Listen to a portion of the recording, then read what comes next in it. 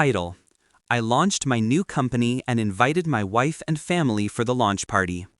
Start: no one came. I stood on stage, lights cutting across the empty chairs I had reserved for the people I loved most. Every seat in the front row bore a tag with their names. My wife, my brother, my parents, all missing. When I dialed her, she answered too quickly. Her voice was casual, dismissive. "It's just another company that will fail in a week. We're at your brother's barbecue party instead." The line didn't cut. My heart did. I didn't reply. I simply stared into the crowd of strangers who had shown up, the investors and journalists. And as I introduced my special guest, the man whose investment turned my fragile idea into a force, my phone buzzed again. Her name lit up my screen. "We need to talk. Now." Once she believed in me, or pretended to. We built dreams together on late nights and empty bank accounts. She promised she'd stand beside me, no matter how many times I stumbled. But she grew tired of the stumbling. She compared me to my brother, stable, secure, loved by everyone. His family gatherings always outshined my silent grind. She envied his ease. She forgot my fight. What I thought was love was convenience, and convenience expires the moment it becomes hard work. The signs were always there. Her late returns, the excuses, the silence at dinner. I found myself studying her eyes instead of hearing her words. She no longer looked at me when she spoke. But the final crack came weeks before the launch. I found a group chat on her tablet. She, my brother, even my parents. Messages laughing at my company, betting how quickly it would collapse, planning his BBQ on the same night as my launch. They had written me off as a failure before I had even begun. That was the moment my grief shifted. Not into rage, into strategy. I stopped reacting. I started recording. Screenshots of their words, transfers of money my wife had siphoned into her private account, conversations where my brother mocked me to colleagues. But evidence was only the first layer. The real plan had to cut deeper, not just proving betrayal, but ensuring survival.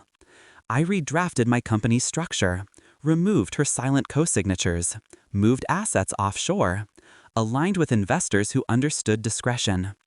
Every document notarized, every clause watertight. And for the launch night, I prepared one more thing, a spectacle that would draw their eyes even from their party. The launch began like any other: applause, speeches, flashing lights. And then the reveal, a government contract worth millions, secured in silence, announced in thunder. The crowd erupted, cameras flashed. That was when her text arrived. "We need to talk." She had been watching the live stream from the BBQ. My success had cut through the smoke of their laughter. Suddenly, I was no longer the failure they mocked. I was the storm they hadn't prepared for. I didn't answer her call. Instead, I released the second blow. On the screen behind me, I presented the new board of directors. Among them, her cousin, her closest confidant, a woman she had trusted for years.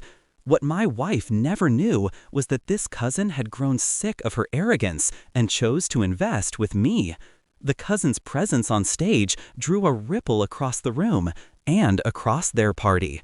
I knew because the texts started flooding in, this time desperate, apologetic.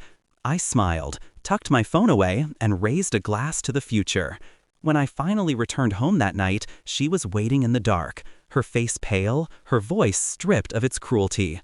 "You should have told me. I didn't know it was real. I cut her off, calm, controlled. "You knew enough to laugh, to choose a BBQ over my life's work." She reached for me. I stepped back. I slid a folder across the table. Inside, bank statements, chat logs, divorce papers, signed by me. Her mouth opened, but no words came out. The same silence she once gave me at dinner returned to her as a mirror. "You wanted security," I said. "You'll have none from me. Not now, not ever." The days after were a blur for her. For me, they were crystal. My brother's smugness shattered when investors pulled from his ventures. Some of those investors, now mine. My parents, once silent spectators, suddenly reached out. I declined their calls. Respect is not requested after abandonment, it's earned, and they had failed the test.